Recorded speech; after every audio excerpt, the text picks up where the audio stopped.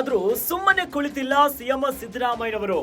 ಬಿಜೆಪಿಯ ಹಳೆ ಫೈಲ್ಗಳ ಬಗ್ಗೆಯೇ ಫುಲ್ ತಲಾಶನ ಮಾಡ್ತಿದ್ದಾರೆ. ಬಿಜೆಪಿ ಅಧಿಕಾರ ಅವಧಿಯ ಹಗರಣಗಳ ಬಗ್ಗೆಯೇ ಸರ್ಚಿಂಗ್ ಈಗ.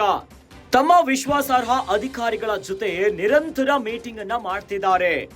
ಎಷ್ಟು ಟೆಂಡರ್ ಅನ್ನ ಕರೆದಿದ್ದಾರೆ, ಯಾರ್ಯಾರಿಗೆ ಕೊಟ್ಟಿದ್ದಾರೆ, ಇನ್ನು ಬಿಜೆಪಿ ನಾಯಕರ ಸಂಬಂಧಿಕರ ಪಾಲು ಎಷ್ಟಿದೆ, ಮುಖ್ಯ ಸ್ಥಳಗಳಲ್ಲಿದ್ದ ಅಧಿಕಾರಿಗಳು ಯಾರ್ಯಾರು, ಈಗ ಅಧಿಕಾರಿಗಳು ಎಲ್ಲಿದ್ದಾರೆ, ಇವೆಲ್ಲದರ ಬಗ್ಗೆನೂ ಡೀಟೇಲ್ ಸ್ಟಡಿಯನ್ನ ಮಾಡ್ತಿದ್ದಾರೆ. 2 ಗಂಟೆಗಳ ಕಾಲ ಕ್ಲೋಸ್ ಡೋರ್ ಮೀಟಿಂಗ್ ಅನ್ನ ಮಾಡಿದ್ದಾರೆ ಸಿಎಂ ಸಿದ್ದರಾಮಯ್ಯನವರು. ಬಿಜೆಪಿ ನಾಯಕರು ಊಹಿಸಲಾಗದ ಮಾಹಿತಿಯನ್ನ ಕಲೆ ಹಾಕ್ತಿದ್ದಾರೆ ಸಿದ್ದು. ರಾಜ್ಯ ರಾಜಕೀಯದಲ್ಲಿ ಸಾಕಷ್ಟು ಬೆಳವಣಿಗೆಗಳಾಗ್ತಾ ಇದೆ. ಭಾನುವಾರ ಆದ್ರೂ ಸಿಎಂ ಸಿದ್ದರಾಮಯ್ಯನವರಂತೂ ಸುಮ್ಮನೆ ಕುಳಿತಿಲ್ಲ. ಬಿಜೆಪಿಯ ಹಳೆ ಫೈಲ್ಗಳ ಬಗ್ಗೆನೇ ಫುಲ್ ತಲಾಶ್ ಜೋರಾಗಿದೆ. ಈಗ ಬಿಜೆಪಿ ಅಧಿಕಾರ ಅವಧಿಯ ಹಗರಣಗಳ ಬಗ್ಗೆನೇ ಸರ್ಚಿಂಗ್ ಈಗ. ತಮ್ಮ ವಿಶ್ವಾಸಾರ್ಹ ಅಧಿಕಾರಿಗಳ ಜೊತೆ ನಿರಂತರ ಮೀಟಿಂಗ್ ಅನ್ನ ಮಾಡ್ತಿದ್ದಾರೆ. ಬಿಜೆಪಿ ಅಧಿಕಾರದಲ್ಲೇ ಇದ್ದಂತ ಹೊತ್ತಿನಲ್ಲಿ ಏನೇನಾಗಿದೆ, ಹಗರಣಗಳು ಯಾವುದು, ಇವೆಲ್ಲ ಮಾಹಿತಿಯನ್ನ ಕಲೆ ಹಾಕ್ತಿದ್ದಾರೆ.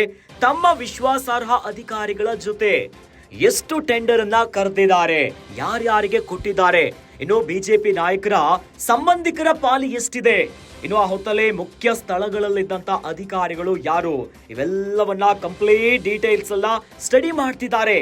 ಆ ಹೊತ್ತಲ್ಲೇ ಇದ್ದಂತ ಅಧಿಕಾರಿಗಳು ಈಗ ಎಲ್ಲೆಲ್ಲಿದ್ದಾರೆ, ಇವೆಲ್ಲದರ ಡೀಟೇಲ್ ಸ್ಟಡಿಯನ್ನ ಮಾಡ್ತಿದ್ದಾರೆ. 2 ಗಂಟೆಗಳ ಕಾಲ ಕ್ಲೋಸ್ ಡೋರ್ ಮೀಟಿಂಗ್ ಅನ್ನ ಮಾಡಿದ್ದಾರೆ ಸಿಎಂ ಸಿದ್ದರಾಮಯ್ಯನವರು.